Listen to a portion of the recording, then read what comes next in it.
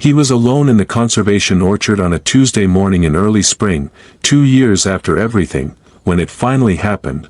Corwin Taft had walked this row of grafted saplings more times than he could count, checking on them the way he used to check a repaired foundation 6 months later, just to be sure the work held. And on that Tuesday morning, the lead graft had bloomed overnight. Small white flowers. First bloom. Quiet as anything, he stood in front of it a long while without speaking. Then he said, to no one at all, "Took you long enough." Nobody answered, just a young tree doing what a tree does in its own good time, on land where someone had finally decided to tend it.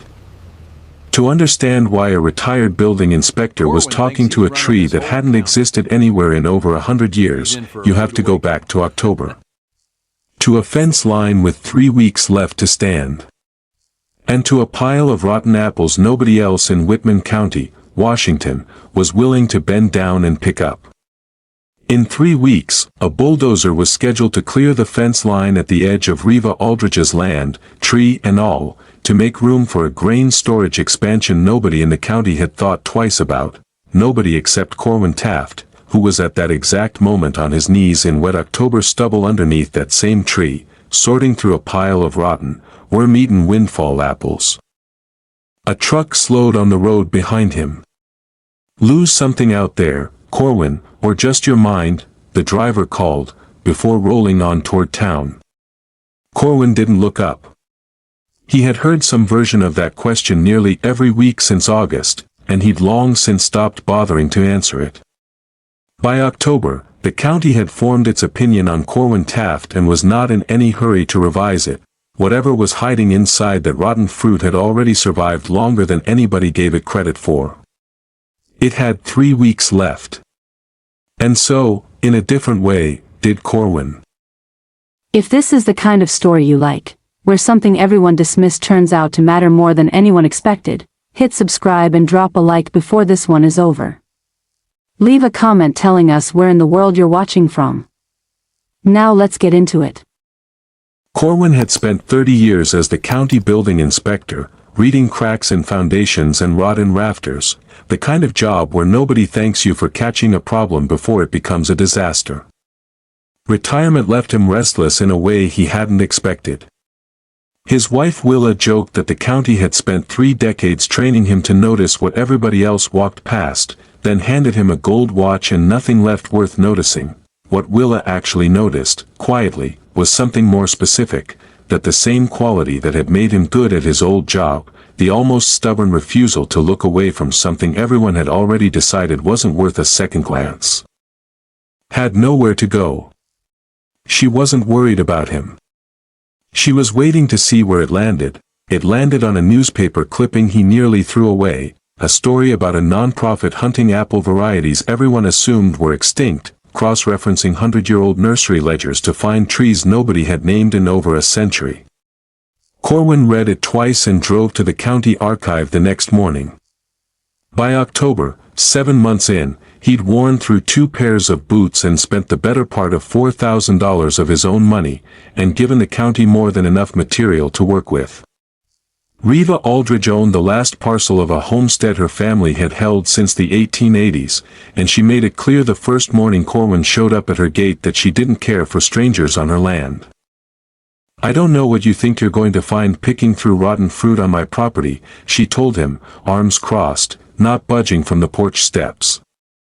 "But whatever it is, you can find it somewhere else." Corwin came back a second time with an 1889 nursery ledger instead of a pitch, a variety named once, sold to a short list of homesteads in that exact stretch of the county, never recorded again after that.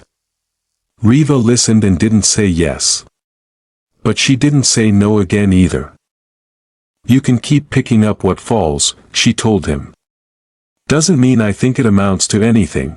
It was on his 3rd visit, hauling crates back to his truck, that she mentioned almost as an afterthought that the grain storage company had already signed papers to clear the whole fence line, tree included, in 3 weeks.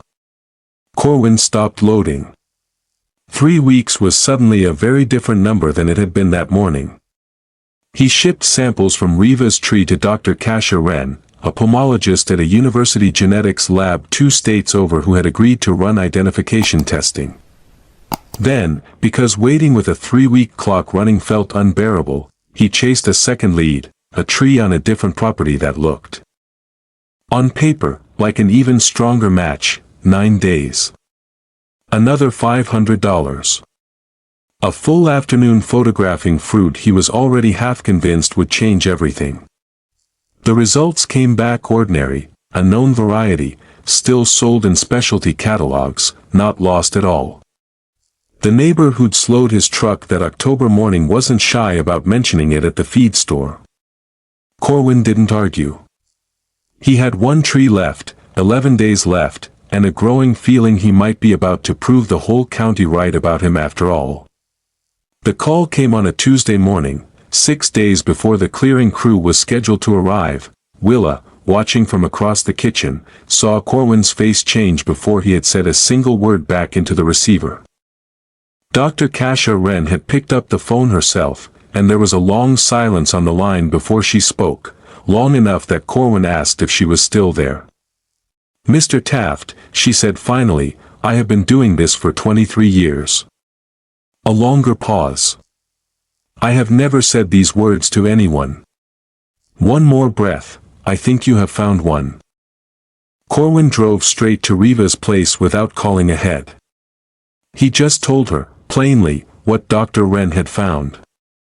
Riva was quiet a moment. Then she asked him to walk out to the tree one more time. Standing under it, she told him things she had never mentioned in all their visits. About the rope swing her father hung from the lowest branch when she was 6, 2 small scars still in the bark, just there, if you knew where to look. About her grandmother, who baked pies from that tree's apples every October of Riva's childhood, despite the fact that half the family swore the fruit was too tart to be worth the sugar, and who never once explained why she kept making them anyway. She used to say this tree was different from anything else on the place. Riva said, one hand flat against the bark near the old scars. Never told me what she meant. I don't think she had the words. She looked at Corwin. Guess your scientist just gave them to her. She went inside and called the grain storage company herself. 2 days, just long enough for a conservation crew to take grafting cuttings. The company was not thrilled. But Riva Aldrich was not an easy woman to say no to, and the delay was granted. The original tree didn't survive the clearing. 2 days after the cuttings were taken, the fence line came down exactly as scheduled, exactly as it would have without Corwin Taft kneeling in the mud that October morning, but the cuttings survived. Grafted onto rootstock at a conservation orchard the following spring, the variety Riva's grandmother had baked into pies without ever having the words to explain why began growing again, for the first time in over 100 years. That spring, a class of 4th graders came out on a field trip. One girl stood in front of the young grafts a long time before she asked what had apparently been bothering her the whole visit. "Why'd you want the rotten ones?" she asked Corwin. "Why not the good apples?" Corwin crouched down to her level, the way he'd crouched over 1,000 foundations looking for cracks nobody else checked. "The good ones tell you how healthy a tree is," he said. "The rotten ones tell you who the tree is." The girl nodded like that made perfect sense and ran off to catch up with her class. Riva started calling him after that, whenever she heard about another old tree sitting forgotten on somebody else's land. Willa still teased him about the crates of ugly bruised apples coming through the garage every fall. He still didn't mind the teasing. He'd spent 30 years reading buildings for the cracks nobody wanted to see, and it turned out that same habit, pointed at something as small as a piece of rotten fruit. Could still find something worth saving. The tree on Riva Aldrich's land is gone now, cleared the same week it was finally identified. But because Corwin Taft kept picking up what everyone else walked past, what her grandmother never had the words to explain didn't disappear with it. It just needed someone willing to look foolish long enough to be right. If this story was worth your time, the subscribe button and a like go a long way. This channel runs on both. Drop a comment telling us where in the world you're watching from. Every single time. it turns out to be further than we think.